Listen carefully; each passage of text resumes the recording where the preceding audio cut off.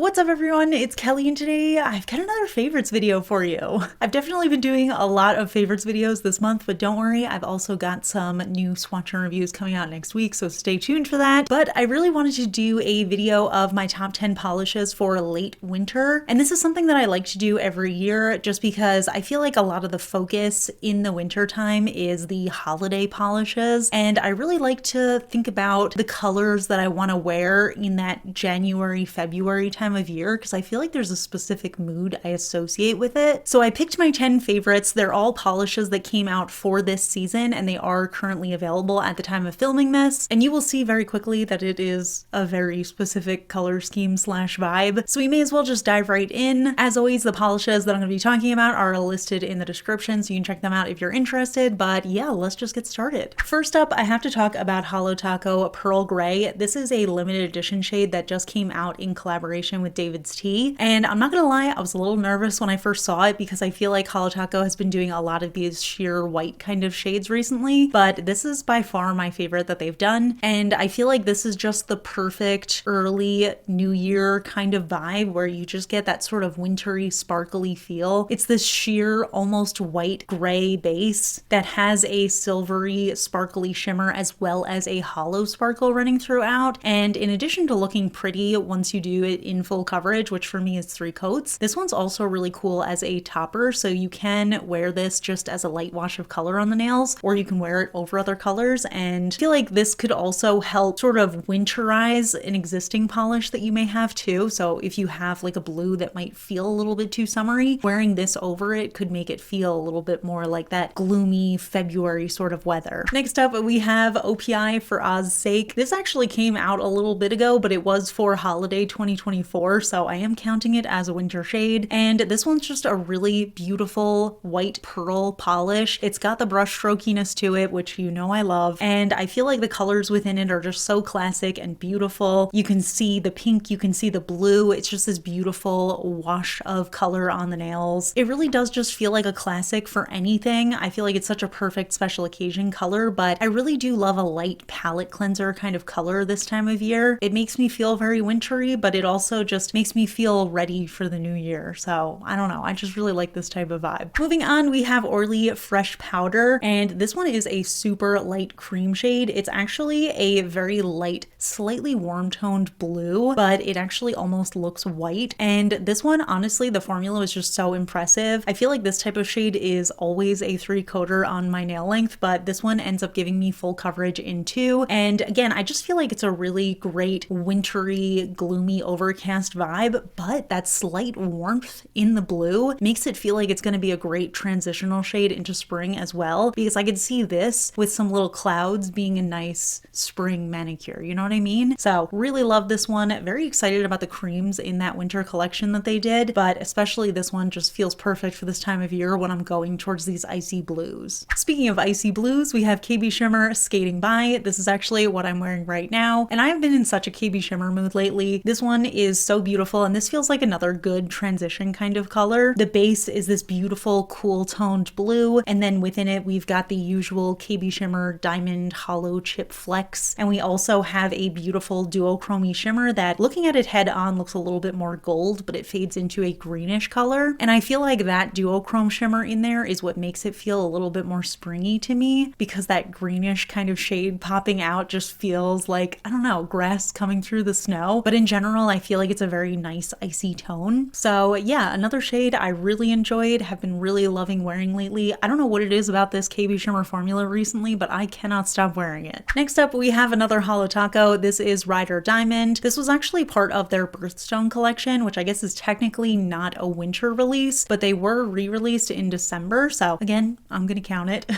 And this one is a full coverage silver hollow glitter. So we've got a lot of fun going on in here. We have these little shards of irregular hollow glitter, as well as a lot of silver and hollow sparkle running throughout. I just feel like this type of polish makes me so happy in the winter time, because a lot of times I do tend to focus on the grays and then I get a little sad because it's so gloomy. So when I have a gray that has that rainbowy vibe to it, it makes me feel a lot happier for the time of year. And I feel like especially this January, I have been leaning a lot more towards holographic shades, even though I am still sticking into this sort of gray blue theme. But yeah, I think this one's really gorgeous. I love the formula of it, and I hope they do this one in more colors. Next up might be kind of a surprising pick, but Zoya Shane is another shade that I've been really enjoying this season. I feel like it's not going to be everyone's cup of tea because it is a sheer gray, and we do have this really beautiful scattered hollow sparkle running throughout, as well as kind of a golden looking shimmer. And the reason I don't think this one is to everyone's taste is because it is on the sheer side and you can see visible nail line through it. But I have just been wearing this one so much. I thought it was super fun for New Year's to do with little gradients, but I also just feel like this color in general is exactly what I've been describing, sort of that mix between these gray gloomy vibes while also having the rainbow hollow sparkle. And Zoya's been really killing it with the good sparkles lately. I feel like a lot of their shades are this beautiful holographic sparkly vibe, and I've been really loving that. Next up, we have Mooncat Star Destroyer. This was part of their collaboration with Star Wars. Specifically, it was the Dark Side collection. And I have to say, this polish very much got overlooked in December when it came out, but now that I have gotten through all of the other polishes, I can really start to appreciate this one. This was actually the only non-magnetic in the collection, and it's this very icy blue jelly base that is packed with super white metallic flakes, and it really just has that sort of mirror-like foil finish to it. It's super fun. Again, that slight tinge of blue in an otherwise very icy tone just feels perfect for this time of year, and it also feels like a really good special occasion polish without having that super intense sparkle to it. There is a little bit of hollow sparkle running throughout, but it is on the more subtle side, so if you're not in the mood for huge hollow chunks, I feel like this is a perfect option. Then we have ILNP Winter Dream, and this was part of their first winter collection of 2024, and honestly it was kind of hard to pick a favorite, but I feel like this was the one that I ended up leaning towards because it's just this really beautiful periwinkle blue base that is totally packed with this almost white shimmery fleck that's super tiny. When I say it out loud, it sounds like it has a similar formula to the Mooncat shade I just showed you, but you can really see just between brands how much variation there is between a polish that is blue base with these silvery white flakes in it. They can really be so different, and this one also has that rainbow hollow sparkle. This one I would say is a little bit more intense of a rainbow, especially when you're using direct lighting, so it kind of has the best of both. This one is a little bit more saturated than the shades that I've been showing so far, but I don't know, I just think it's a really pretty color.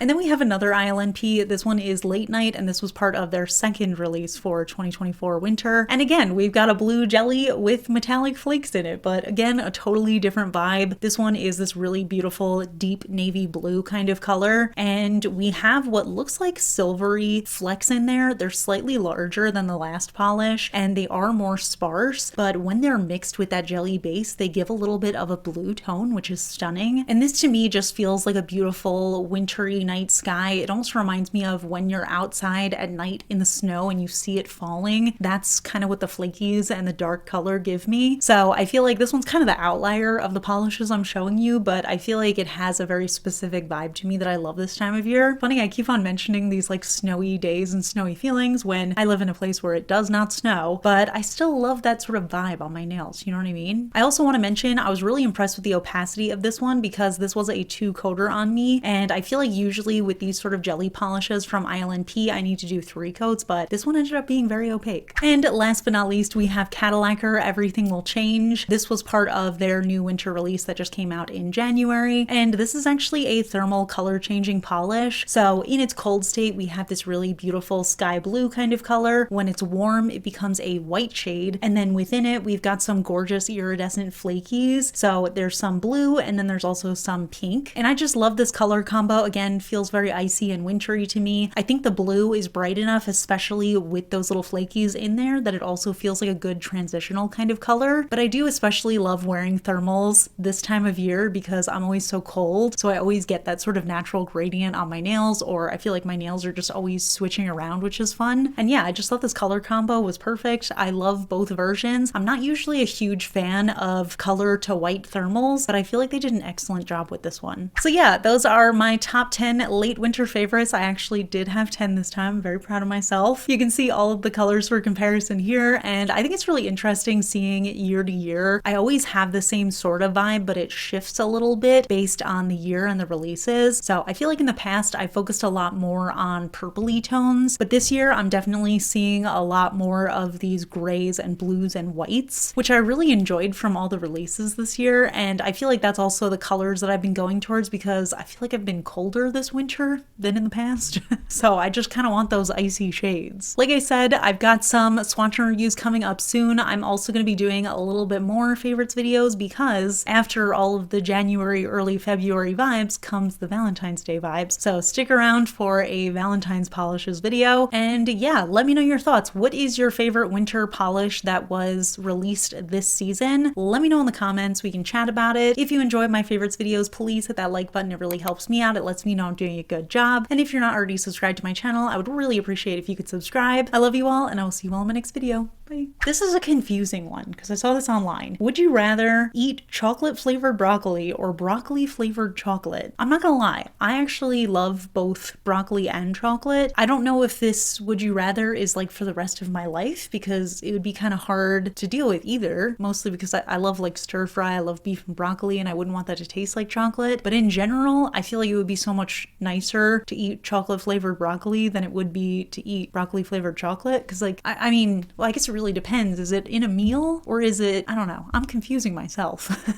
I'm thinking about this too much. If it was just a raw piece of broccoli, I would just eat it and it could taste like chocolate. That's fine. If it's just a piece of chocolate, like I don't know in what context I would want to just be chewing on a piece of chocolate and be like, this tastes like broccoli, even though I do enjoy broccoli, like I said, and I would eat it like with dip. Oh, I don't know. It just doesn't sound as good to me. So I'm going to choose chocolate flavored broccoli. But let me know your answer and let me know if you're overthinking this like me, and I will see you all in my next video. Bye.